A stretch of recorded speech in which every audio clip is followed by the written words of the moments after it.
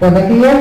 La Comisión de Modernización y Transformación del Instituto Universitario de Tecnología, Dr. Federico Rivera Palacio, a través del Departamento de Extensión, les da la más cordial bienvenida al ciclo de conferencias, charlas y actividades que en adelante estaremos desarrollando dentro de nuestra casa de estudio acerca de la criptomoneda y todo lo relacionado con este tema.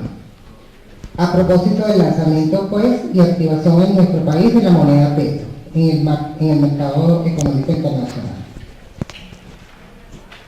Para ello nos enorgullece contar el día de hoy, iniciando este ciclo, con la conferencia Introducción a las criptodivisas, a cargo del ingeniero Saúl Ocio, a quien le damos igualmente la más cordial bienvenida, así como el agradecimiento por parte de las autoridades de toda la comunidad por tomarse el tiempo para compartir sus conocimientos con todos nosotros.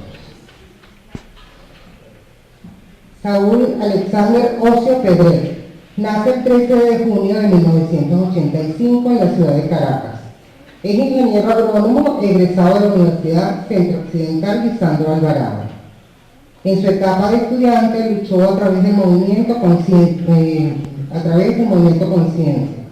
por reivindicaciones estudiantiles en áreas académicas y sociales. En el año 2016 viaja a la República Popular China en representación de la juventud venezolana en el programa Puente al Futuro en China, como parte de una comisión de alto nivel diplomático en el marco de los intercambios CELAC-China. En el área de los criptoactivos, desde el año 2014, como iniciativas particulares, comenzó a investigar e instruirse en las áreas de minado, trading y desarrollo de tecnología blockchain. Fundador de la granja Laboratorio Chamba Digital, junto con el Ministerio del Poder Popular para la Juventud y el Deporte. Actualmente presta apoyo de asesoría en materia de criptoactivos en diversas áreas privadas y públicas. Pues sin más preámbulo, le doy la palabra al ingeniero Saúl Ocio. Bienvenido nuevamente, ingeniero.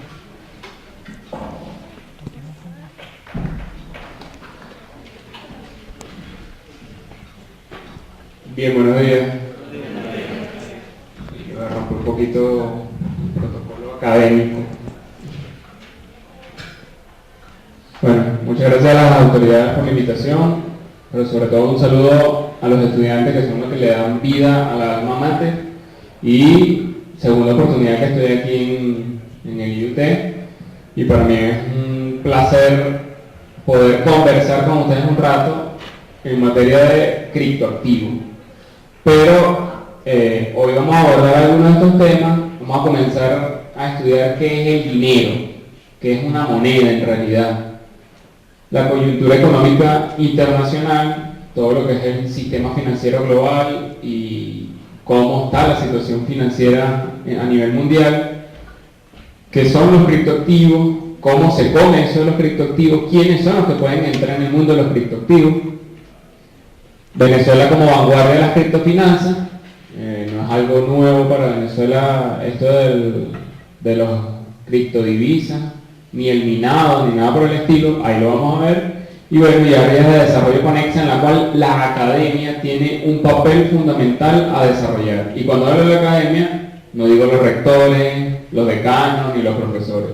Hablo del desarrollo de áreas conexas que los estudiantes tenemos que aportar desde la investigación y desde la extensión en materia de criptoactivos.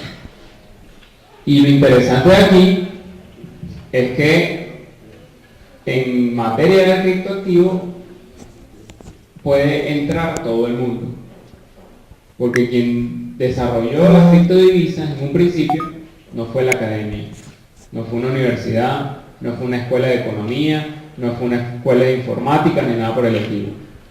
Fue una sociedad secreta de hackers que inventaron la primera criptodivisa del mundo, que fue, ¿alguien sabe cuál fue? Bitcoin. Y le inventó una sociedad secreta de hackers que se hacen llamar Satoshi. ¿Alguien conoce el otro nombre? Satoshi Nakamoto.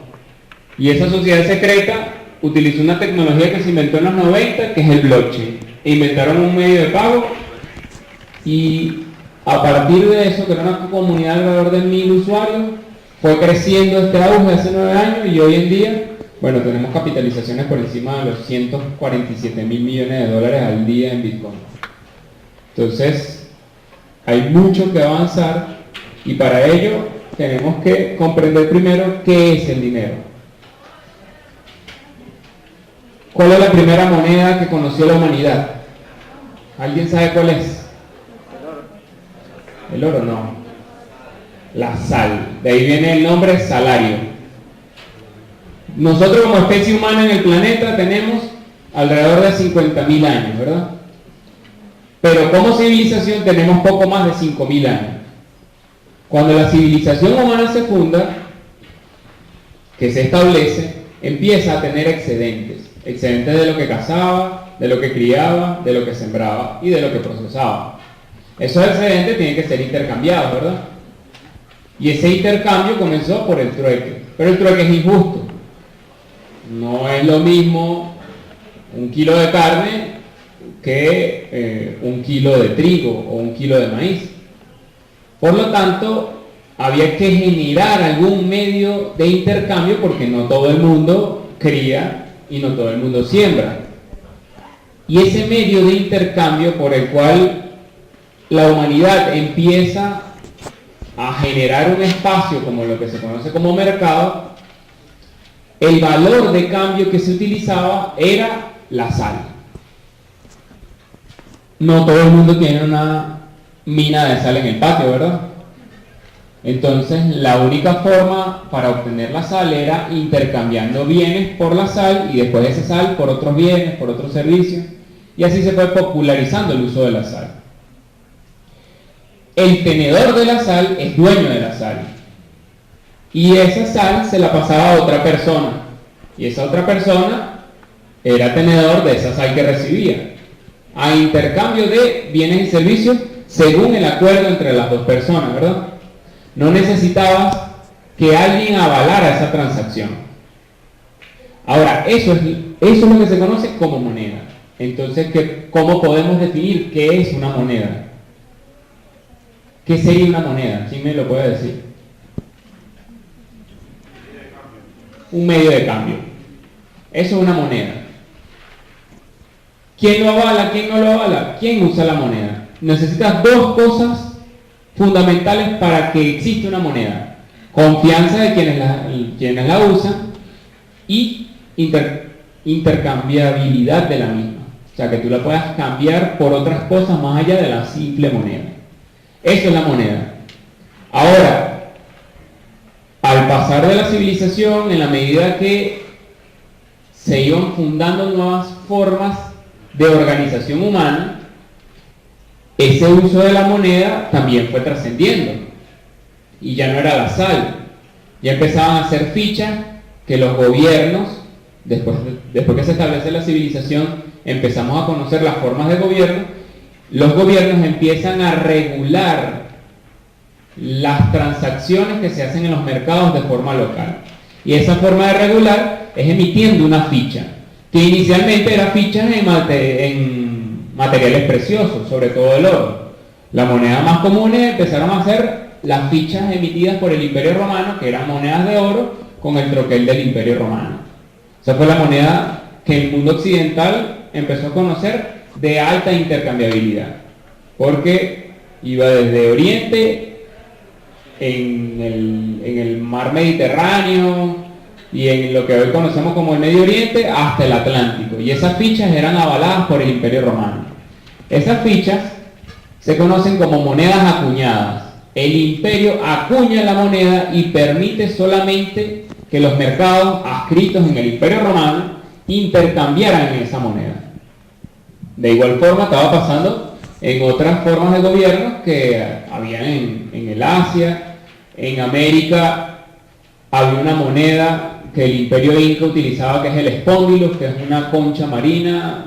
Alguno la debe haber visto una vez en la playa, que es una concha marina morada que tiene como muchos huequitos. Eso se llama espóndilo. Y para el Imperio Incaico era una moneda, y ellos avalaban que esa moneda era un medio de intercambio. En la medida que esas relaciones humanas y esos mercados iban creciendo, necesitabas más dinámica propia de esas monedas.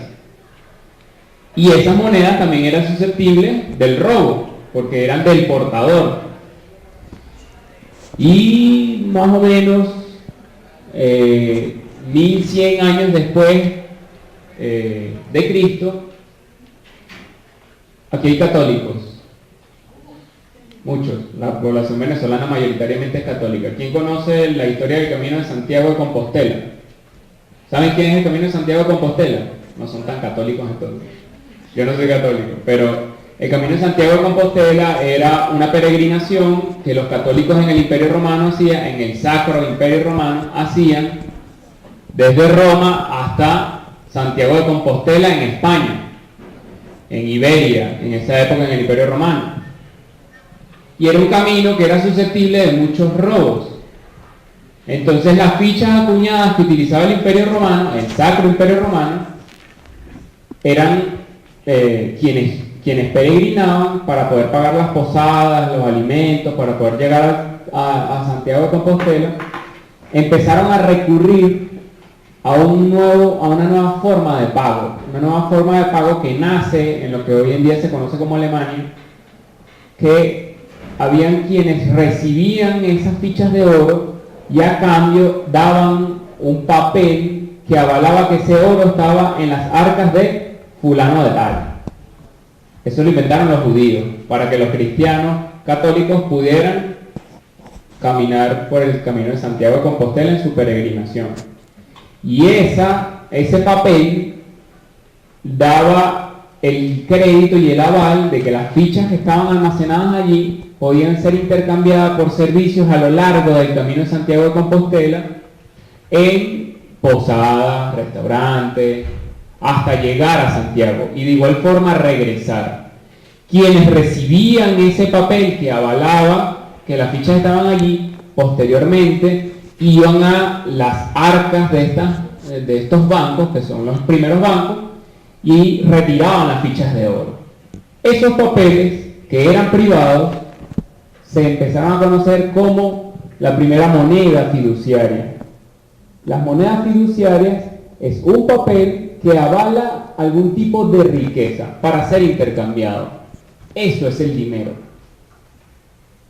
Posteriormente las repúblicas y los bancos centrales se dan cuenta que este medio de pago es sumamente rentable, da una gran cantidad de riqueza porque permite acumular gran cantidad de metales preciosos, que en este caso eran las fichas de oro y de plata, y los bancos centrales son los que empiezan a emitir, nacen el Banco Central propio de las repúblicas y empiezan a emitir el dinero. Y ese dinero tiene un respaldo, y ese respaldo obviamente están en las arcas de esos bancos. ¿Qué quiere decir eso? Que el dinero que ahora la gente tiene en su bolsillo no le pertenece, le pertenece al banco. Y es un aval de riqueza que está en el banco y que está circunscrito a un territorio. Cuando existía la SAL no había circunscripción a un territorio y el portador de la SAL era el dueño de la moneda, en este caso. Eso quiere decir que el dinero que ustedes pueden tener en su cuenta, y que dificulta que alguno tenga dinero en su bolsillo en efectivo, pero ese dinero que tiene no es suyo, es del Banco Central de Venezuela. Y el dinero que tiene el Banco Central de Venezuela en dólares, en euros y en yuan, que están en las reservas internacionales del Banco Central de Venezuela, no le pertenece al Banco Central de Venezuela, le pertenece a esos bancos centrales de esos países emisores. Y el respaldo que tienen esos países emisores en sus bancos centrales no existe, porque ya no existe el patrón oro, es solo la deuda. Hablan de que Venezuela está emitiendo masa monetaria. ¿Quién lo ha escuchado en los medios? Me imagino que todo el mundo ha escuchado que aquí hay inflación porque emiten masa monetaria, dinero inorgánico. Dicen que el bolívar es dinero inorgánico. Bueno, les cuento una cosita. El sistema bancario actual, junto con el sistema financiero global, después de la Segunda Guerra Mundial, firman un tratado que se llama el Tratado de Bretton Woods, en el cual contempla la libre convertibilidad de las monedas en el mundo. Y todas las monedas tenían su respaldo en oro, como les estaba diciendo. Esa libre convertibilidad empieza a hacer que las masas monetarias empiecen a crecer. ¿Cuál es masa monetaria? ¿La de los países más pequeños, monoproductores? No, precisamente la de los países industrializados, los vencedores de la Segunda Guerra Mundial, específicamente Estados Unidos, que empieza a imponer el patrón del uso del dólar en los mercados globales, y los bancos empiezan a utilizar el dólar. Un presidente francés, vencedor de la Segunda Guerra Mundial, el general Charles de Gaulle, dice, ok, vamos a firmar el tratado de Bretton Woods. Y ese tratado de Bretton Woods contemplaba la libre convertibilidad. Entonces llega y le dice, ok, yo te estoy comprando dólares, ya no quiero dólares, ahora quiero el oro que tienes en tus arcas. ¿Qué le digo a los Estados Unidos? No te tengo el oro, te tengo deuda. ¿Deuda de quién? De los países que perdieron la Segunda Guerra Mundial, la deuda alemana. Entonces Francia tuvo que pedir parte del oro que tenía en dólares porque quería fortalecer su economía propia a partir del Plan Marshall. El Plan Marshall fue el plan de rescate de Europa posterior a la Segunda Guerra Mundial. Ellos obtuvieron dólares para rescatar su economía y ahora ya no quiero dólares, ahora quiero rescatar el franco francés. Obtienes el oro, pero como los Estados Unidos no tenía suficiente oro, le da la deuda que había adquirido Alemania con ellos. Ahora el tenedor de la deuda alemana ya no era los Estados Unidos, sino Francia. Entonces las monedas fiduciarias empiezan a dejar de tener respaldo real, tangible, en oro, y empiezan a tener respaldo sobre la deuda. Y la deuda se empieza a convertir en un negocio. Y ese sistema empieza a crecer, ahora sí. Y entonces nos presenta que a través de la distribución internacional del trabajo, los países industrializados son quienes van a desarrollar la economía en el sector secundario del mundo, secundario y terciario. Pero los países en vía de desarrollo son los que van a desarrollar el sector primario, pero no lo van a desarrollar como les provoque. En el caso de Venezuela, según la División Internacional del Trabajo, Venezuela es un país monoproductor de petróleo. Y el caso de Colombia es un país de producción primaria agrícola. Y en el caso de Brasil, Argentina, igual, agrícola. En el caso del Perú y de Bolivia, son productores primarios de minerales. Y esa división internacional del trabajo posterior a la Segunda Guerra Mundial sigue dominando los esquemas económicos de nuestras naciones. Venezuela sigue siendo un país monoproductor de petróleo. Colombia sigue siendo un país agrícola, no solo agrícola en el sentido de comida, sino que es el mayor productor de coca y de cocaína del mundo. Es decir, hasta el negocio ilícito está vinculado a la división internacional del trabajo, porque producen agrícolamente la droga. De igual forma, Perú sigue siendo una mina, Bolivia sigue siendo una mina, Chile, a pesar de su desarrollo industrial, sigue siendo una mina. Igual pasa con el África, igual pasa con Asia, que es un centro de manufactura y de maquila internacional. Entonces, esta división internacional del trabajo ha hecho que gran parte de la riqueza se concentre en los países más industrializados. El único país que logró romper con el esquema de acumulación de capitales de forma ordinaria ha sido China, producto de la alta industrialización que ha tenido, y esa industrialización le permitió romper el esquema dentro de la división internacional, y hoy en día es un país que está entrando en la nueva fase del capitalismo, que es la fase financiera, ya no es la fase de producción industrial. Hoy en día lo que fija los precios de los productos ya no es la oferta y la demanda, ya es el sistema financiero. Los bancos son los que fijan los precios, ya no es el valor de uso de las cosas, es qué tan intercambiables son las cosas. ¿Intercambiables en qué? ¿Por utilidad? ¿Por mercado? No, qué tan intercambiable es por más dinero y hacer dinero del dinero a partir de la deuda. Eso ha hecho que la eliminación del patrón oro y el crecimiento de la deuda sobre la deuda explotara en una crisis financiera en el 2008. Esa crisis financiera, que para muchos a lo mejor es ajena porque estaban muy chamos cuando la vieron, hizo que las principales entidades bancarias de hipoteca en los Estados Unidos y en Europa quebraran, porque ellos otorgaban hasta 5 hipotecas sobre un inmueble, y esas 5 a lo largo del crecimiento de dinero por dinero hizo que explotara la burbuja. Por lo tanto, los bancos quebraron. Y ese quebrantamiento del sistema financiero obviamente afecta a quienes son ahorristas y a quienes tenían créditos hipotecarios en esos bancos.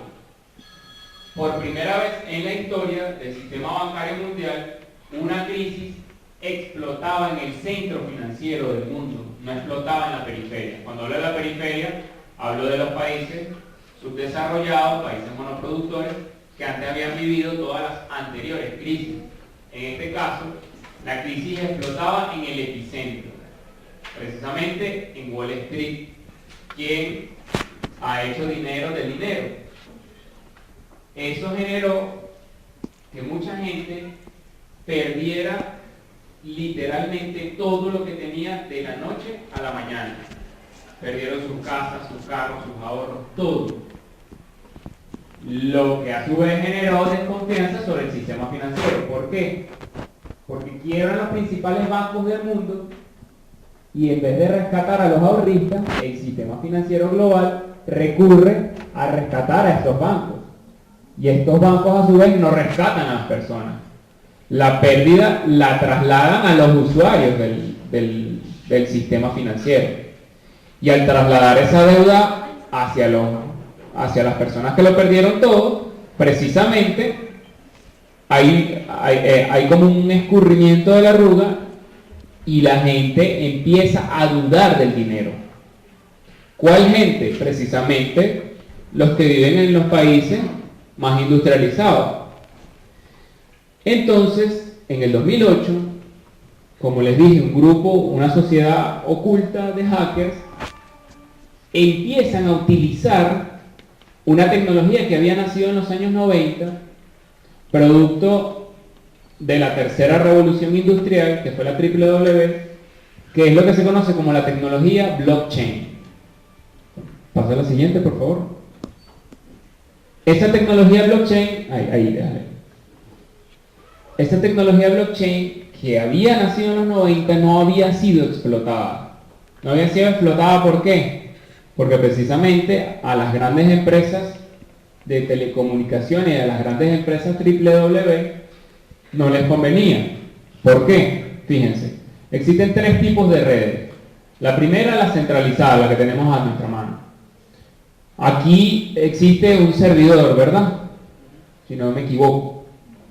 ¿Qué pasa cuando el servidor se cae? Colapsan todas las comunicaciones de YouTube. ¿Quiénes tienen cuenta en el Banco de Venezuela? ¿Qué les pasó la semana antepasada y las 2 semanas anteriores? Se cayó el sistema, ¿verdad? Porque el data center tuvo una falla, no sé de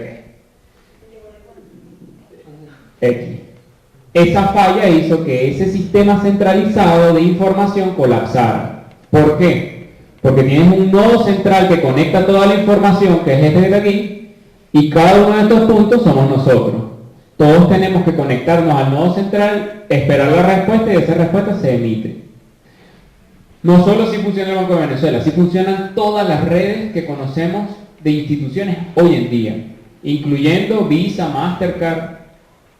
Por lo menos cuando nosotros utilizamos nuestra tarjeta, estamos en el punto de venta, que es este, se emite la información al banco, del banco lo emite a otra red igualita a esta, que es la de Mastercard, que son unos data centers gigantescos que están en los Estados Unidos, se emite la respuesta, después le emite la respuesta al banco y el banco le responde al punto. Así funciona. Un ataque simultáneo de hacker a este punto hace que el sistema colapse. Si se va la luz o se prende en candela el data center como el del Venezuela, hace que este punto colapse. Porque toda la información está concentrada en un solo sitio. Esto consume gran cantidad de datos y gran cantidad de equipos hardware. Es decir, eso lleva hierro, eso lleva equipos, discos duros, servidores, todo lo que conecta a la industria electrónica en materia de desarrollo de servidores. Así funcionaba el Internet en un principio, en los años 90. ¿Quiénes de los que tienen un poquito más de canas aquí en el auditorio se conectaron alguna vez en Internet a través de lo que se conocía como el dial-up? Que se colocaba el teléfono, no lo podías colgar, la cosa tenía un pitico y se demoraba 1 minuto y pico en conectarse. Era porque el Internet funcionaba así, centralizado. Esto iba a la central telefónica, esto después se conectaba a otro nodo igual a este en los Estados Unidos y la respuesta después se emitía. Entonces te metías en Yahoo y para poder entrar a Yahoo, que fue la primera de todas, te demoraba 2 minutos. Entrabas al correo electrónico y para descargar un archivo de correo electrónico que no podía pasar de 3 megas, bueno, imagínense. Bueno, así funcionaba Internet. Posteriormente ocurre la revolución de la WW, tercera revolución industrial. ¿Cuál fue la primera revolución industrial? No, esa fue la revolución francesa. Esa fue una revolución republicana, pero es bueno, fue una revolución burguesa. En Inglaterra, específicamente. ¿Y qué fue lo que generó esa revolución industrial? La máquina de vapor. Posterior a eso hizo que la industria creciera 1000%. Pero posterior a la máquina de vapor ocurrió una segunda revolución industrial. ¿Cuál fue? El motor de combustión interna. Posterior a eso ocurre la tercera revolución industrial, que es la revolución de la información y las telecomunicaciones. El Internet, la WW, años 90. Posterior a esa revolución de la WW, hay una revolución interna, que es que ya no se utiliza este tipo de red exclusivamente para el Internet, sino que se empiezan a utilizar las redes descentralizadas. ¿Cómo funcionan las redes descentralizadas? Bueno, ya cada puntico de esto es un servidor propio. ¿Quién es este punto? Este es Yahoo, este es Google, este es Microsoft y así las grandes empresas de información del mundo. Posteriormente, cada una de ellas empezó a utilizar internamente sus propias redes descentralizadas. Es decir, hoy en día la red de Google funciona de este estilo.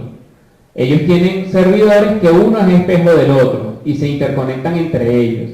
Si la información se modifica en un servidor de Google, pónganse ustedes el servidor de Brasil, que es el más cercano acá, se modifica simultáneamente en todos los otros servidores que están alrededor del planeta. Es una red descentralizada.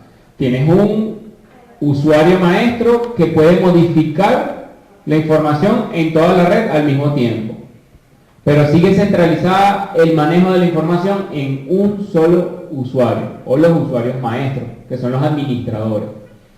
Posteriormente, aquí hay estudiantes de informática, ¿no? De informática. Posteriormente tenemos este tipo de redes, que son redes distribuidas. Y he aquí la revolución industrial de nuestros tiempos, la cuarta revolución industrial, las redes blockchain, cadenas de bloques.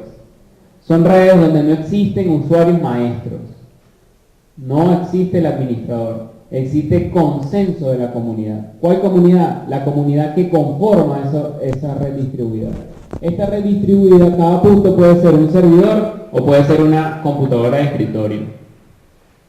Y la red no tiene concentración de datos. Y esa concentración de datos significa que hay verdadera privacidad de la información. Pero al mismo tiempo, la información también es transparente porque la circulación entre usuario y usuario puede, si el idioma de la blockchain lo permite, puede ser visto por todos los usuarios que pertenecen a la blockchain. Es decir, es un libro contable abierto. Aparte de ello, en función de su programación y de su desarrollo y de su gobierno en idioma de programación, permite tener contratos inteligentes que administran esa red blockchain. Quiere decir una cosa, que la red blockchain es fundamental para las criptodivisas, pero las criptodivisas no es la única prestación del servicio blockchain. Nosotros podemos empezar a pensar que la blockchain nos puede servir con el sueño ese de las películas de ciencia ficción, donde ponen la huella digital y aparece toda la información de la persona, el prontuario criminal, que aparece en las películas futurísticas.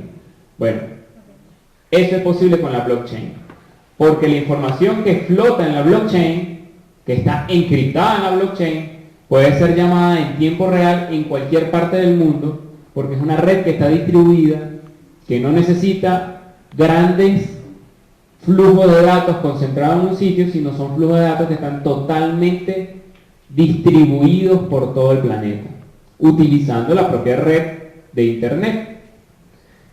Eso quiere decir que cada usuario puede tener toda la información contenida en un sitio, en un sitio web, y al llamar a ese sitio web, automáticamente aparece todo.